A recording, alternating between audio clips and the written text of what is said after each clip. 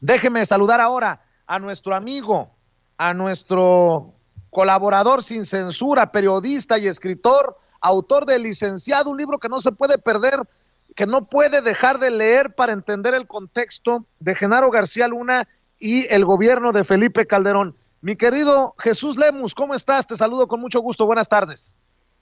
Saludos, mi querido Vicente Serrano, siempre un placer y un gusto saludarte y poder estar con nuestra audiencia en este espacio de Sin Censura, libre como el viento.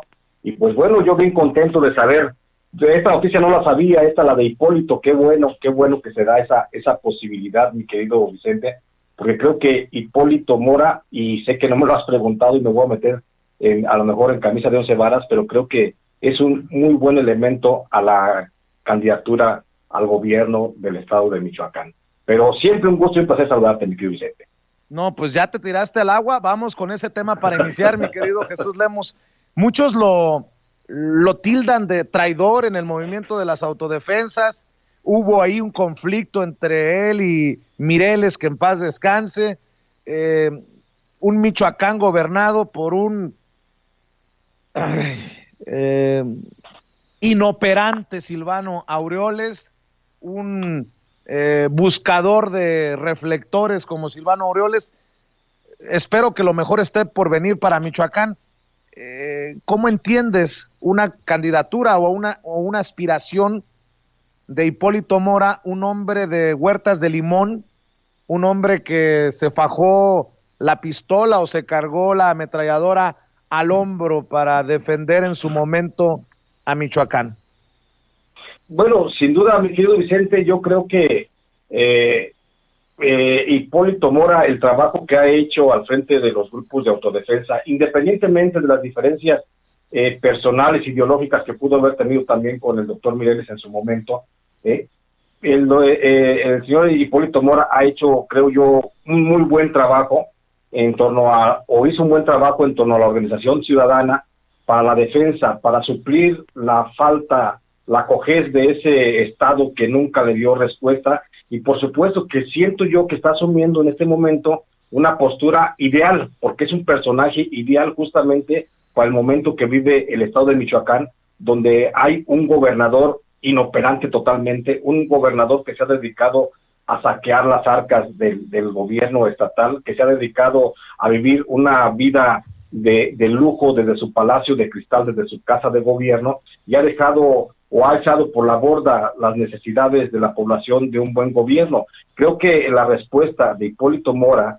de buscar ahora a través de la vía política, a través de un partido político que, bueno, no es el ideal ni es el idóneo tal vez para su candidatura, pero que a lo mejor es la única opción que se le presenta en este momento, creo que es muy buena para los michoacanos. Creo que los michoacanos tienen y te hablo como michoacano también, los michoacanos tienen en este momento la posibilidad de la continuidad o de la posibilidad de buscar pues esa transformación social que desde las armas en su momento buscó Hipólito Mora, y que vimos que transformó de manera importante. Pues sin Hipólito Mora, sin la acción de Hipólito Mora, sin la acción del doctor Mireles y de otros grupos de autodefensa, pues no se hubiera dado la renuncia en su momento de el gobernador Fausto Vallejo, o el encarcelamiento de Jesús Reina García, también gobernador de Michoacán. Entonces creo que es muy importante, y creo que Hipólito Mora tiene un ideario político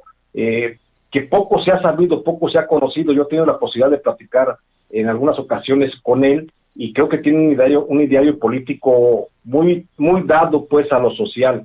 Él trató de esquivar, por supuesto, en este momento las preguntas que le hacías sobre López Obrador, pero sin duda alguna creo que a lo mejor en lo político, en la figura pública, a lo mejor podían, no sé cuál sea su postura, pero estoy seguro que en el servicio a la población creo que sí van muy de la mano en sus idearios, y digo, yo pienso que es una muy buena opción para el pueblo de Michoacán.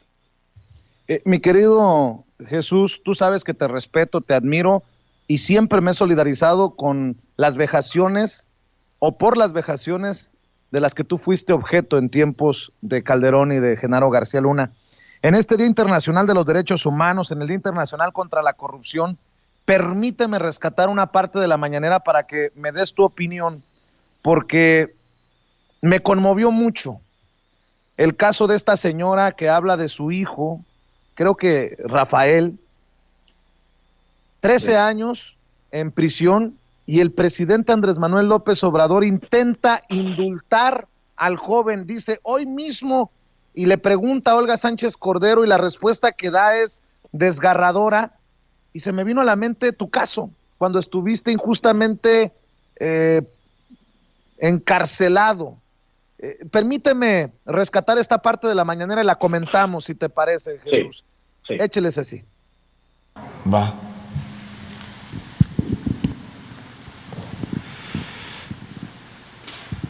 Muchas gracias. Estuve aquí hace 15 días con usted exponiéndole mi caso y con todo respeto quiero comentarles que sé exactamente cuál es la situación jurídica de mi hijo, porque la he vivido y la he sufrido 13 años.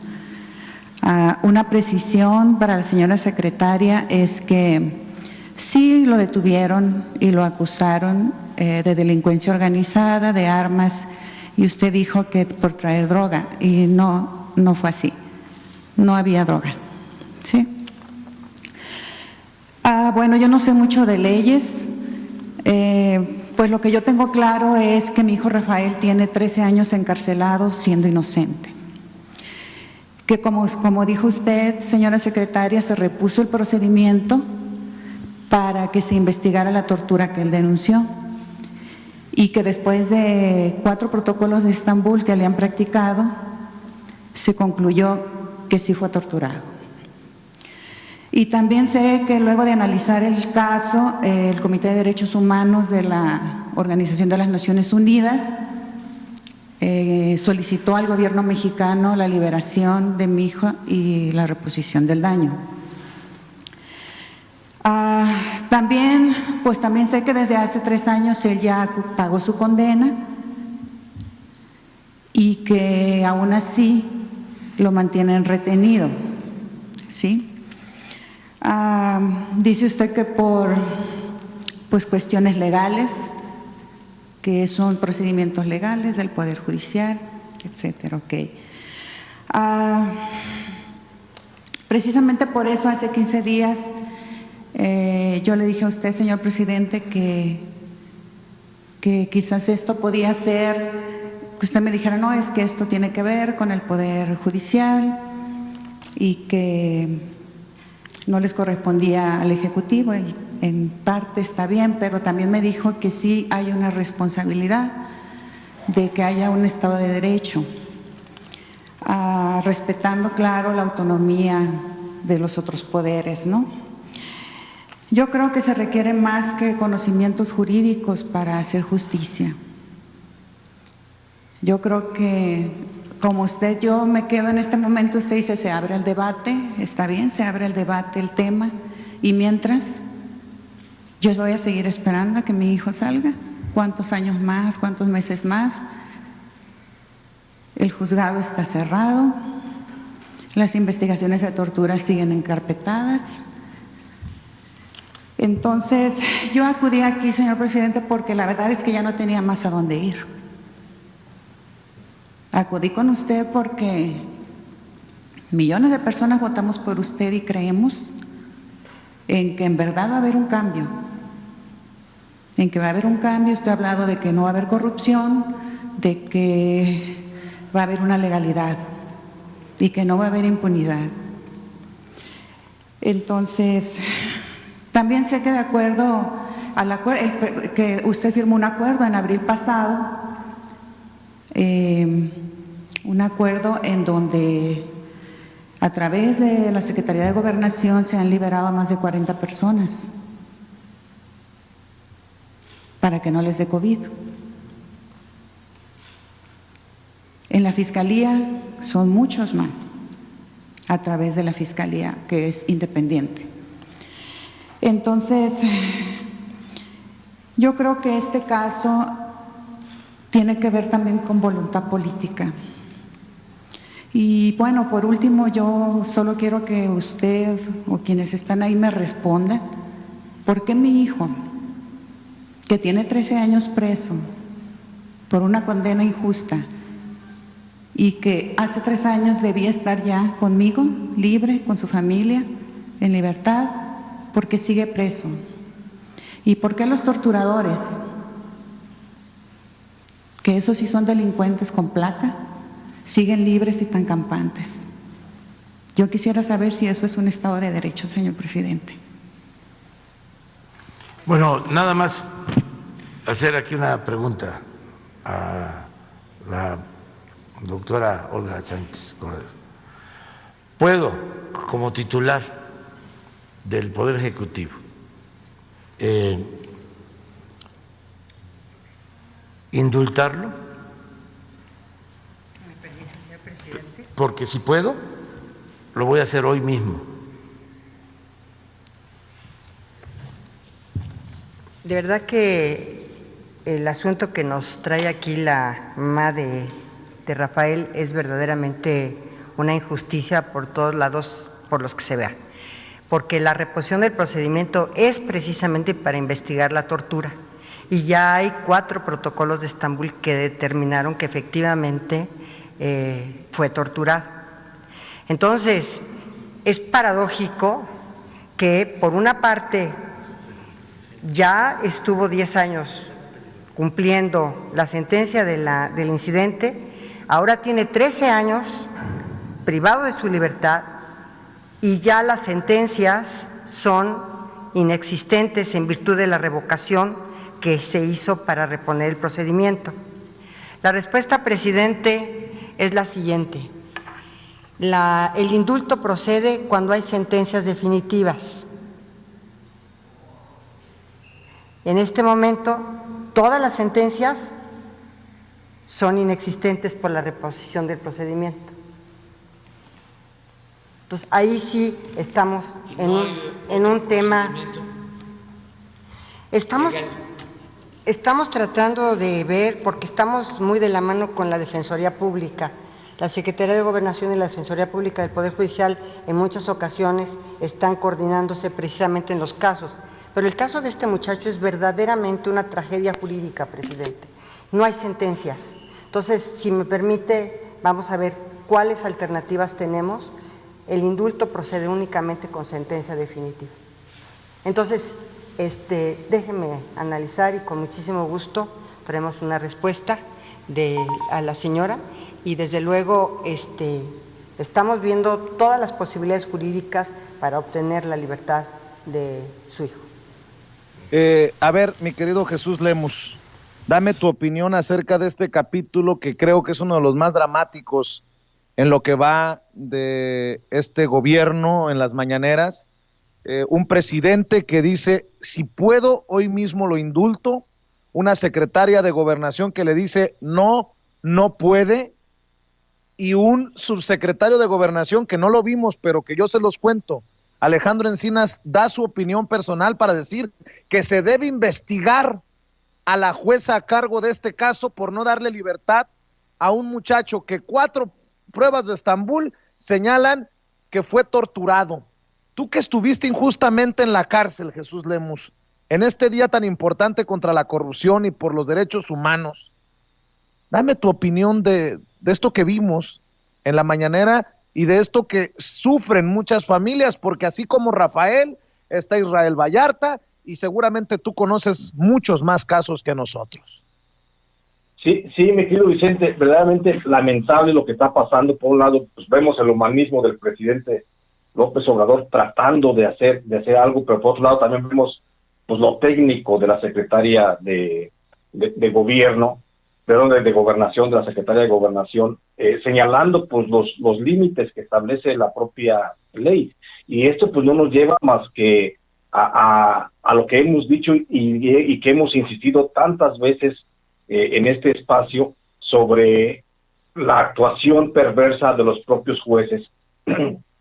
Perdón, que ellos pues actúan bajo sus propios compromisos, no les importa, o sea, sin ningún rasgo de humanismo, como aplicando una ley seca completamente, pero más allá, aplicando una serie de vicios, pues llegan a destrozar vidas completas, como es el caso de Rafael. Qué bueno que se hace visible una situación tan triste como esta que nos conmueve, pero también déjame decirte que Rafael pues no es el único caso en el que está en esta situación, y que esto debe de llevar, por supuesto, al gobierno federal a un replanteamiento, al gobierno del presidente López Obrador, a un replanteamiento de que se cree pues una verdadera comisión, ahora sí, una comisión de la verdad que vaya y que revise las cárceles y los expedientes para que vea todos los presos que dejó el gobierno de Felipe Calderón, porque al parecer Rafael fue detenido justamente durante la administración de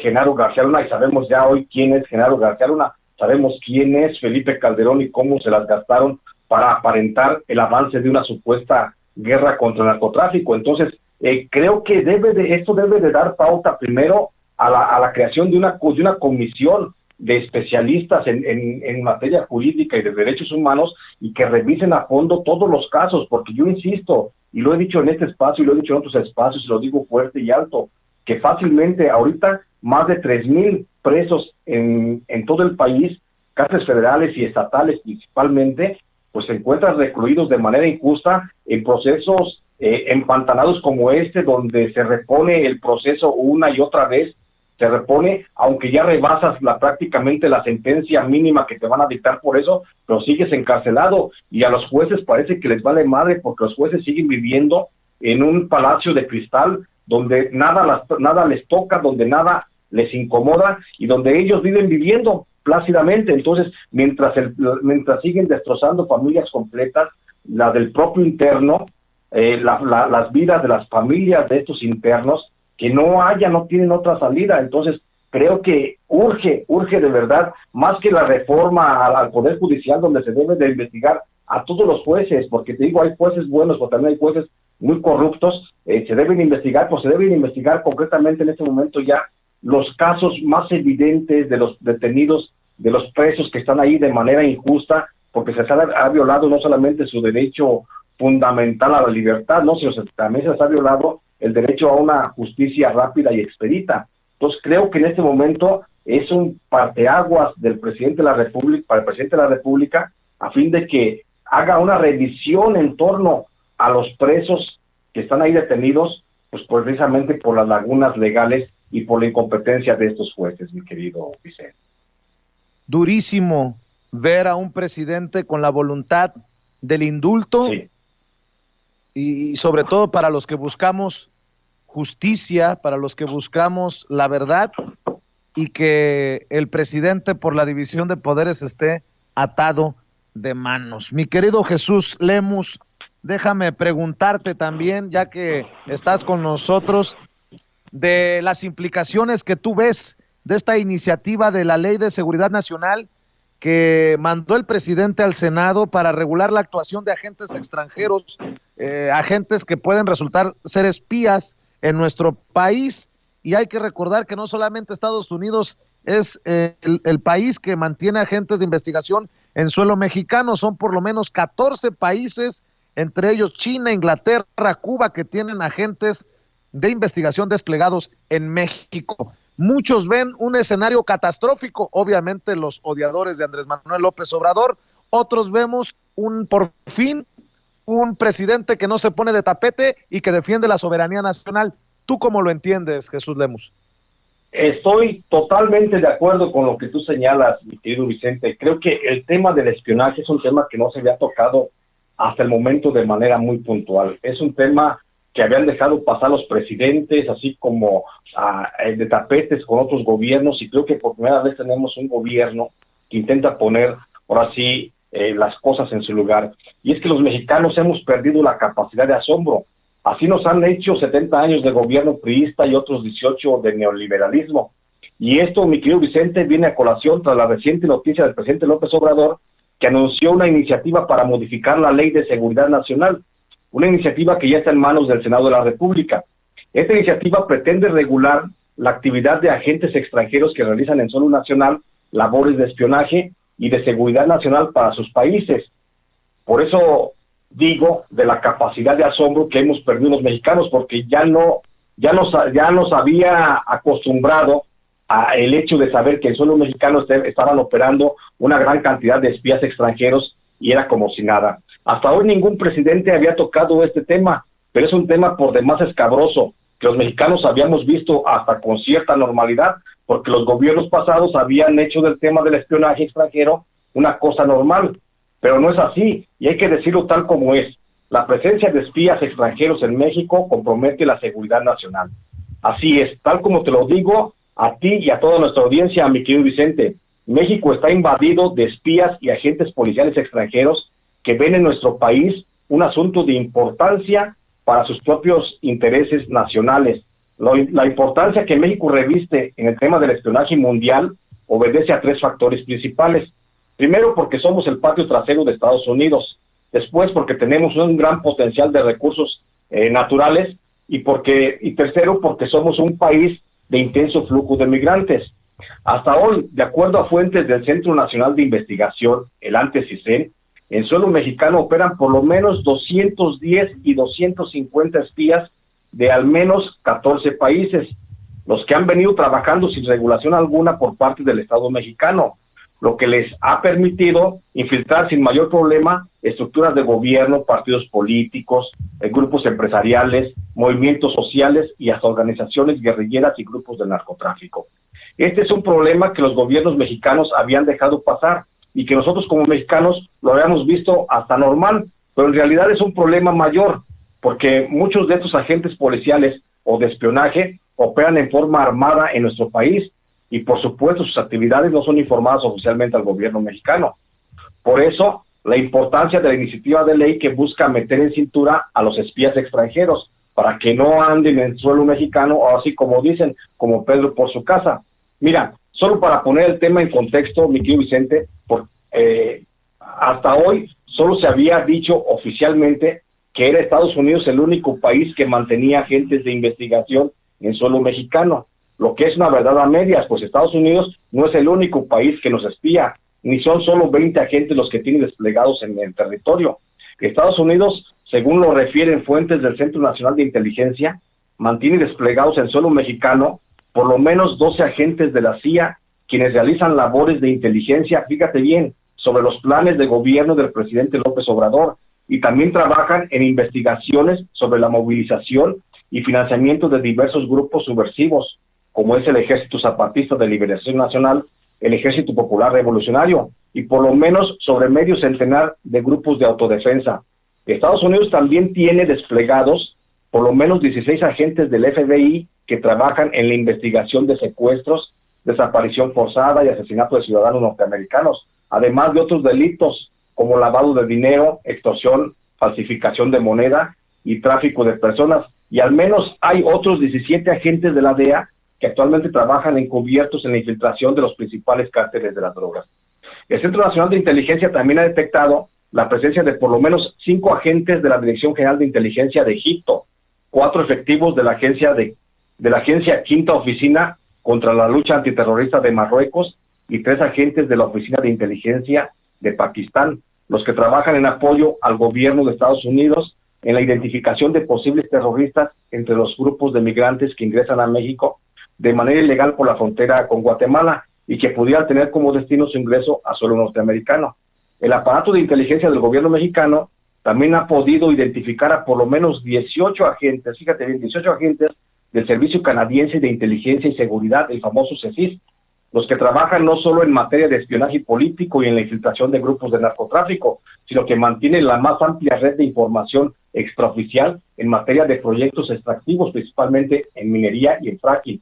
Otro grupo de espías identificado por México es el de la Dirección de Inteligencia de Cuba, el famoso C2, el que trabaja con por lo menos 10 agentes que hacen la identificación de los migrantes cubanos, entre los que buscan sus objetivos prioritarios en la zona de Chiapas, los que al ser ubicados son solicitados oficialmente en repatriación.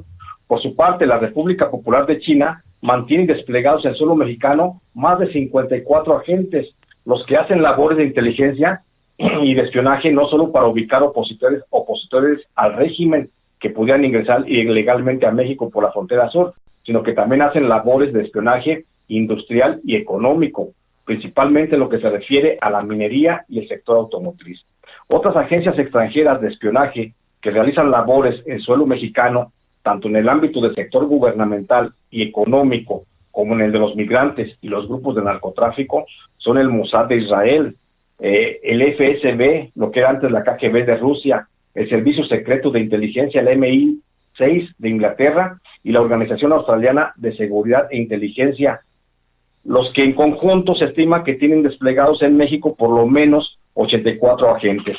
En México también operan miembros de la Agencia Federal de Inteligencia de Argentina, de la Dirección de Inteligencia de Estado Plurinominal de Bolivia, de la Agencia Brasileña de Inteligencia, la ABIN, y de la Agencia Nacional de Inteligencia de Chile.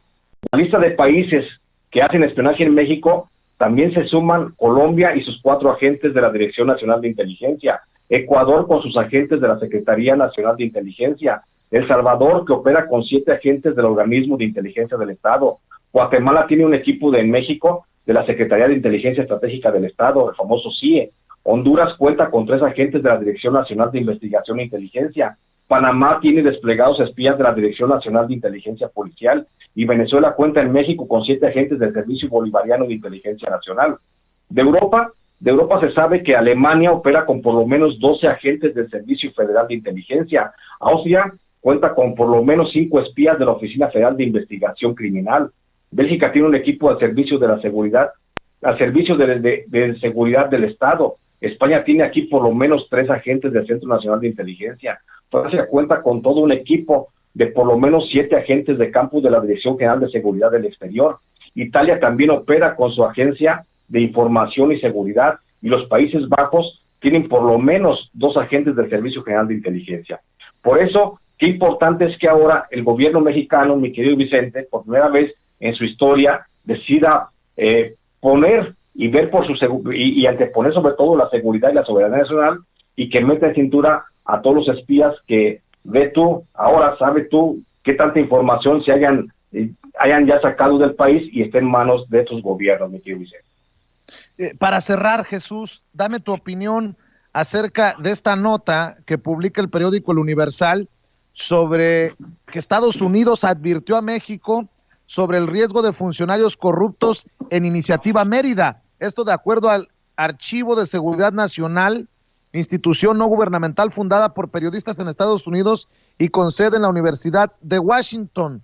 Desde el 2007 se anunciaría la Iniciativa Mérida, que entró en vigor un año después, y el gobierno de Estados Unidos advirtió que un elemento clave para su éxito era tener funcionarios e instituciones confiables. Y el reporte titulado Acusaciones en Estados Unidos pone el foco en la corrupción en México, señala que 2 de dichos funcionarios que eran considerados clave enfrentan juicio en suelo estadounidense por corrupción ligada al narcotráfico, lo que nos confirmaría un fracaso el de Estados Unidos en construir instituciones confiables en México, con casos como el de Genaro García Luna y el ex líder de la Unidad de Investigación Sensible, Iván Reyes Arzate. Dame tu opinión, querido Jesús. Creo yo, mi querido Vicente, que Estados Unidos lo que intenta es lavarse las manos ahora que ya está todo este cochinero de Genaro García Luna y de otras personas que han sido señaladas de narcotráfico en Estados Unidos, que fueron funcionarios del gobierno mexicano. En su momento, por supuesto, que Estados Unidos fue también engañado por Genaro García Luna y otros funcionarios de cómo estaban coludidos por el narcotráfico. No pudo en su momento Estados Unidos haber hecho esos señalamientos de corrupción de funcionarios mexicanos dentro de las estructuras de seguridad, pues si los hubiera conocido simplemente no hubiera soltado el flujo de recursos que llegó a México a través de del famoso Plan Mérida. Entonces, yo pienso, y digo, y a mi gusto es, hasta el momento, es Estados Unidos capaz de deslindarse de la responsabilidad histórica que también le compete al no haber puesto también la suficiente atención en la labor que estaban haciendo estos funcionarios del gobierno federal, tanto de la administración de Felipe Calderón como de Enrique Peña Nieto. Entonces, no creo que Estados Unidos haya sabido lo que hoy está diciendo de que advirtió de esos funcionarios corruptos. Sabemos que en México, bueno, la corrupción nacional que ha prevalecido en las administraciones públicas de los últimos,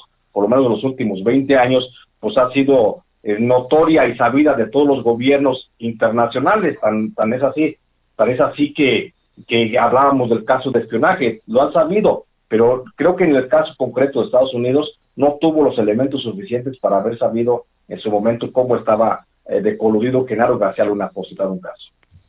Querido Jesús Lemus, además de invitar a la gente para que siga adquiriendo en su librería favorita El Licenciado, este libro necesario para entender a Felipe Calderón y a Genaro García Luna hoy tras las rejas, quiero invitar a las personas para que te apoyen en las presentaciones virtuales, en los espacios que tienes en redes sociales. ¿Por qué no nos despedimos con esa información, mi querido Jesús?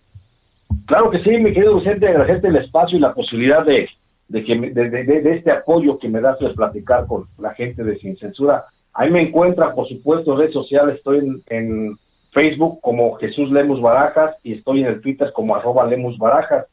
Pueden encontrar mis artículos, mis columnas, mis reportajes de investigación en Los Ángeles Times y en el Ángel Metropolitano. Entonces ahí me encuentran y estoy a sus órdenes y muy agradecido por el apoyo, por la gran acogida que le han dado al licenciado, mi querido Vicente. Pues te mando un abrazo, Jesús, y quedamos al pendiente para el próximo jueves o antes, si lo amerita la noticia. Gracias, un abrazo. Gracias, es Jesús Lemus hablando con nosotros sin censura.